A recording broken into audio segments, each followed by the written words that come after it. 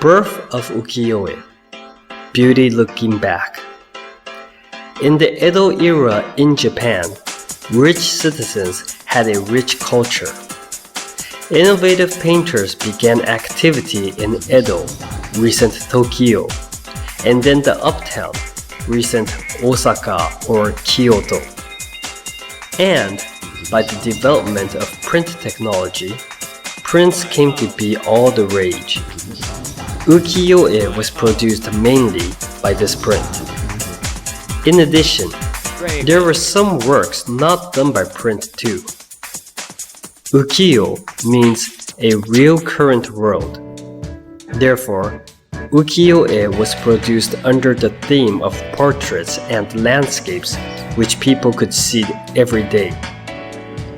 At first, pictures of kabuki actors on which male actors of kabuki were painted and paintings of beauties on which gorgeous females were painted under the Ukiyo-e style.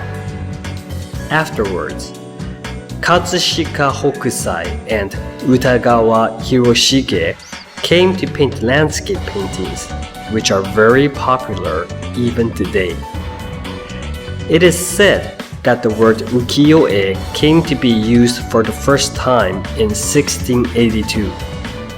The first Japanese ukiyo-e painter was Hishikawa Moronobu. Beauty Looking Back is the most famous of his work. Beauty Looking Back, Hishikawa Moronobu. This painting was painted around 17,000. It is said that this is the first Japanese ukiyo-e. Generally, ukiyo-e was produced by print. However, this work is not a print. The attributes of this work is the following. A woman who is walking towards the left is stopped by somebody, and the scene in which she looks back over her right shoulder was painted. It is usually thought that people who are walking toward the left side look back towards their left side. However, the scene in which she looked back toward her right side was painted intentionally in this work.